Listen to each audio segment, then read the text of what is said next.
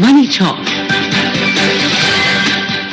This is Akashwani. In the program Money Talk, now we bring you a discussion on key aspects of India-US bilateral trade agreement.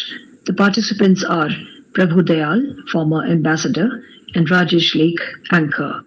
Today we focus game-changing milestone for India's economy, a landmark India-US trade victory that unlocks access to a USD 30 trillion American markets for our exporters across key sectors. We are joined by someone who has watched India's commercial diplomacy from the inside and at the highest levels. Ambassador Prabhu Dayal, thank you very much for joining us on Money Talk. Well, thanks for inviting me to your discussion. Ambassador Dayal, to begin with, how would you characterize this India-US trade pact in strategic terms? Do you see it as a tactical interim deal or a structural reset in the bilateral economic relationship?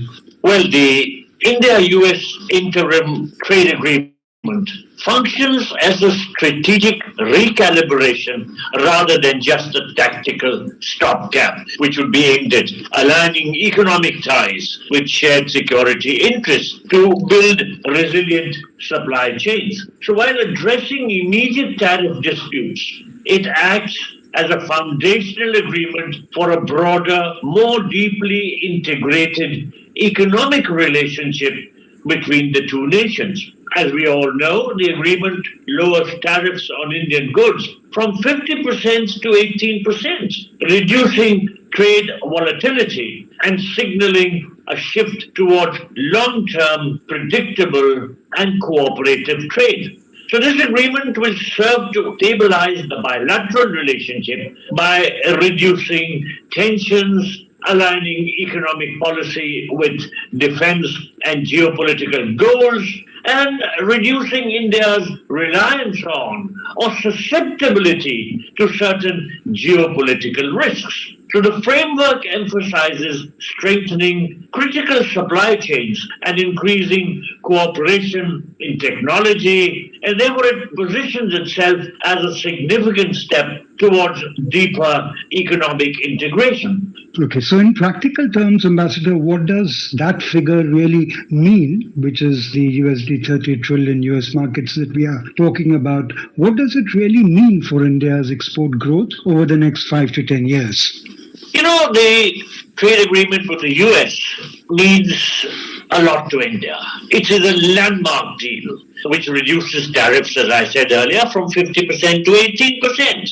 And that will happen on roughly about US dollars 30.94 billion in exports and will bring in US dollars over 10 billion worth of exports to zero duty. The fact that such a large quantum of our exports, worth over $10 billion, will have zero duty is something that will work greatly to our advantage. So the agreement will provide a major boost to labor-intensive industries like textiles, apparel, leather, footwear, toys and gems and jewelry, and key agricultural exports, including, for instance, spices, tea, coffee, and fruit, will enjoy zero-duty treatment. So this deal is expected to create lakhs of jobs, particularly for women and youth, and will boost the manufacturing capabilities of the MSMEs. So the framework encourages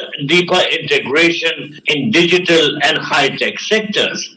This agreement, I think, will ensure a predictable long-term trade relationship with the US and provide stability for Indian exporters. You also mentioned a bit on the 50% reduction to roughly about 18% reduction in many lines, or even zero in some categories. How does this tariff restructuring translate into hard on-the-ground competitiveness for Indian exporters? Well, you know, the reduction of US tariffs on Indian goods from 50% to 18%, and as I pointed out, in some categories reaching zero, will translate into significant on-the-ground competitiveness by restoring price parity, improving margins, and accelerating export volumes for key labor-intensive industries. This shift effectively reverses the impact of last year's trade war and will place Indian products at a competitive advantage over rivals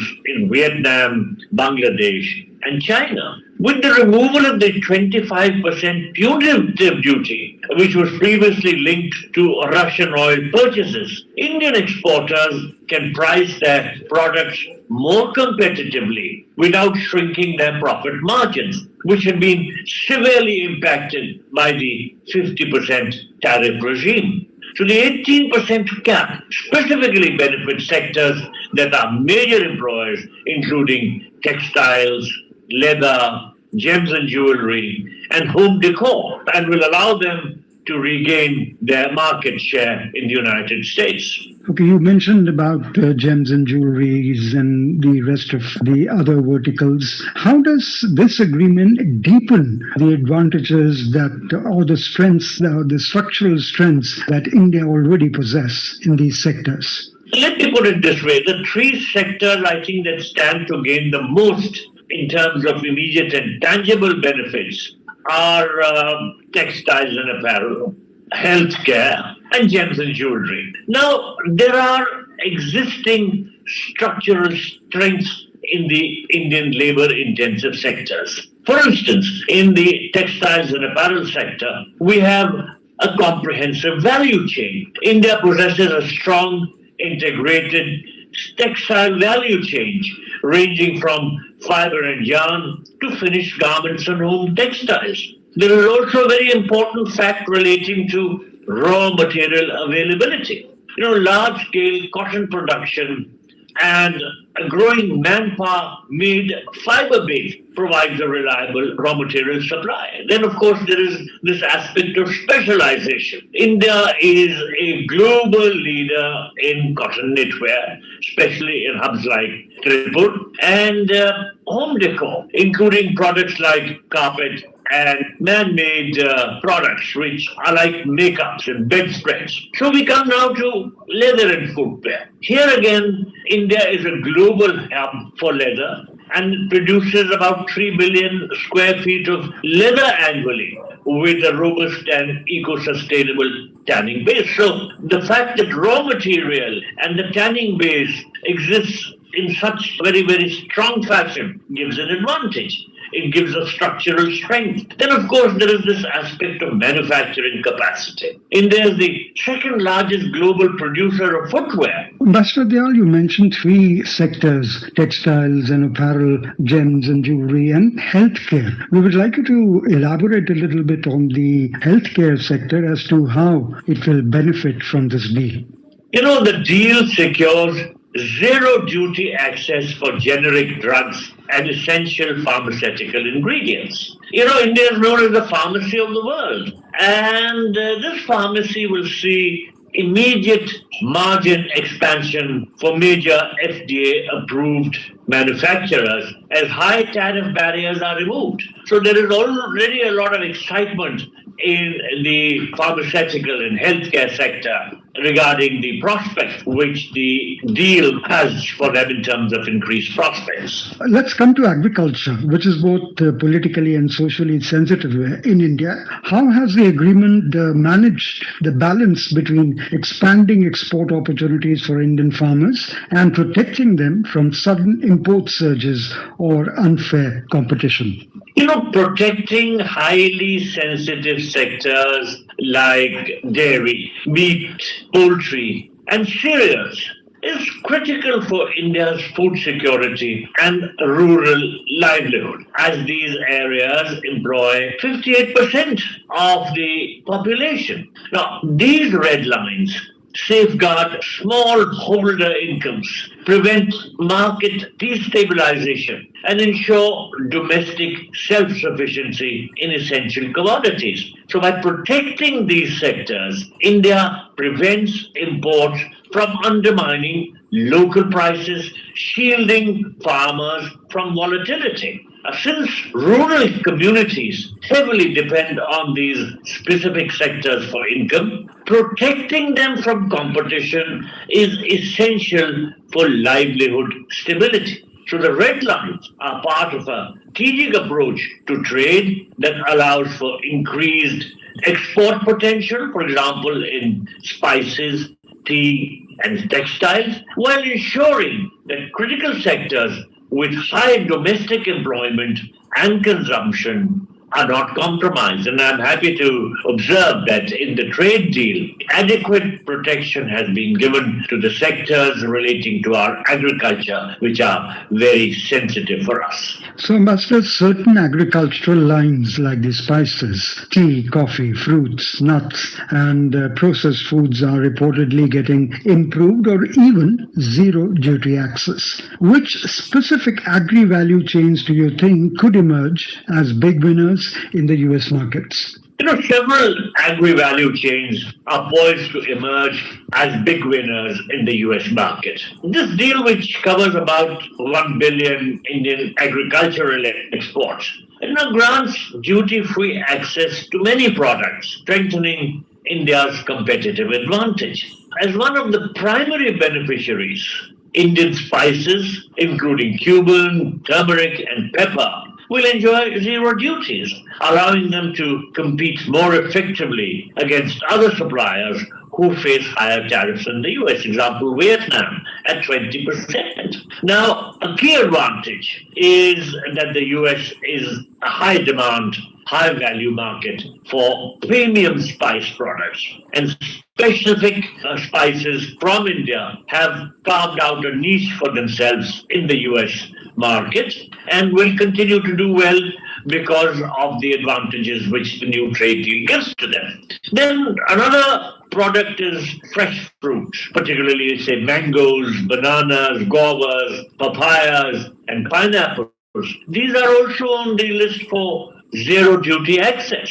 Another item would be processed products, particularly fruit pulps, juices, and jams, which are getting zero duty access. And then, of course, items like tea and coffee, including their extracts, which are also set for zero duty access to the United States. So these are the agri-value chains, I think, which are poised to emerge as big winners in the US market. Okay, Master, at the same time, there is a clear intent to protect highly sensitive sectors such as the dairy, meat, poultry, and cereals, which you have touched upon as well. How important were these red lines in ensuring that India's rural economy and food security concerns are not compromised? The agreement seeks to balance agricultural interests by employing a calibrated, sensitivity-based approach. It aims to expand export opportunities through lower tariffs in the US market, while shielding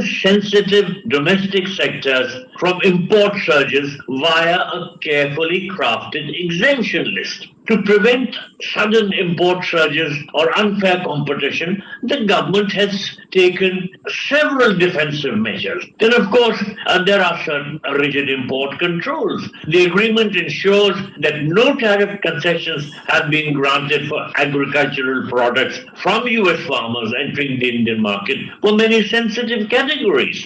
Okay. There is also this aspect of limited import quotas. So these are some of the safety measures which have been put in place. And I think the deal allows for the use of trade defense instruments like anti-dumping or countervailing duties to tackle unfair trade and a bilateral safeguard mechanism if imports cause serious injury to domestic industry.